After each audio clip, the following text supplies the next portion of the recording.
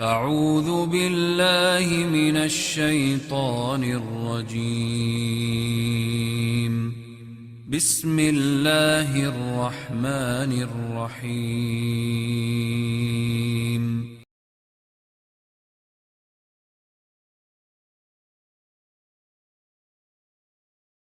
Karena kalau kita bicara semua akan berakhir, tapi bagaimana kita husnul khatimah?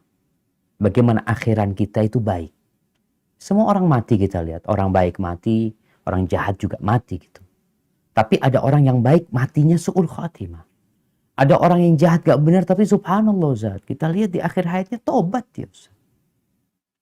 Apa yang harus kita lakukan supaya kita bisa menjaga hidayah ini sampai ajal menyebut kita? Rasulullah SAW berdoa. Sering kali beliau mengatakan, ya muqallibal qulub, thabbit qalbi ala dinik. Wahai yang membolak-balikan hati, tetapkan hatiku di atas agama. Karena seringnya Nabi baca doa itu, sampai seorang sahabat bertanya, ya Rasulullah, atakhafu alaina? Ya Rasulullah, engkau takut sama kita dengan masa depan kita? Iya, kata Nabi SAW. Kenapa?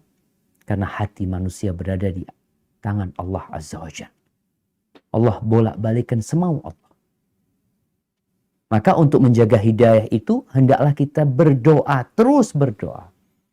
Inilah salah satu rahasia kenapa dalam sehari semalam kita mengatakan ihdinas siratal mustaqim itu paling sedikit 17 kali.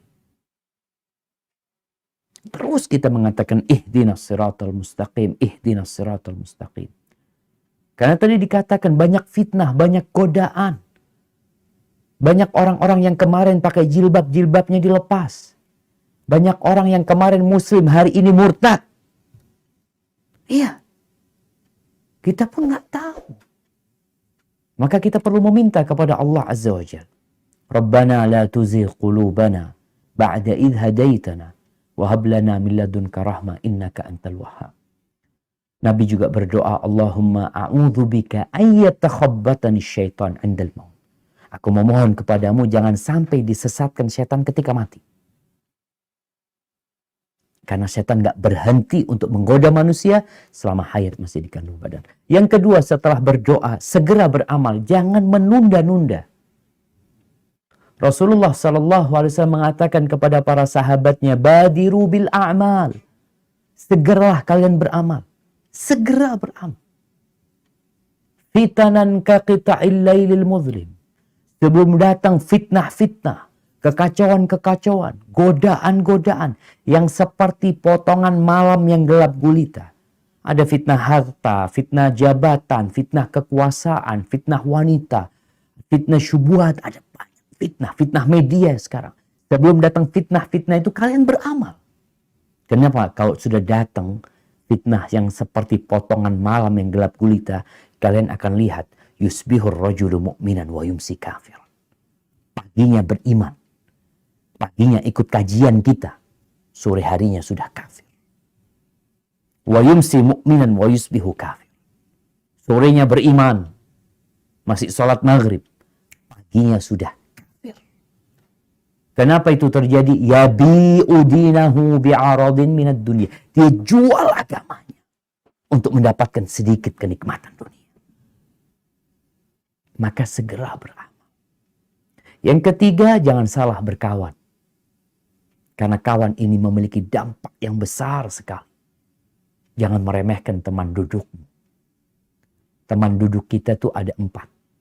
Yang pertama, yang kita perlu sama dia seperti makanan kita. Siapa mereka? Mereka adalah para ulama. Orang-orang yang berilmu tentang agama ini. Yang senantiasa mengingatkan kita kepada akhirat. Membimbing kita. Duduk sama mereka. Berkumpul sama mereka itu seperti makanan. Seperti sarapan kita pagi ini. Seperti makan siang kita. Seperti makan malam. Kita nggak akan lepas dari dia. Yang kedua. Duduk sama orang yang seperti obat. Obat. Kapan obat itu dimakan? Ketika perlu. Inilah teman-teman duduk yang urusan dunia. Kita punya kolega bisnis, ya kita duduk sama mereka urusan dunia. Sudah selesai. Seperti obat aja. Jangan kemudian orang bisnis sama fulan, udah dia bisnis, akhirnya kumpul sama fulan, ngobrol lagi ba'dal isya. Bisnisnya udah selesai tadi siang.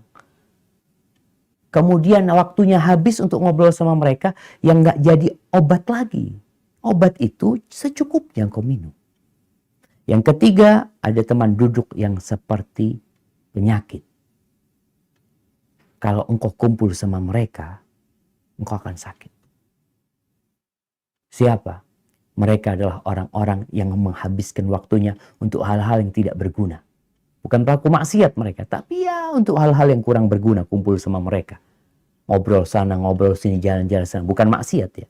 Tapi ini bisa jadi penyakit buat antum nantinya.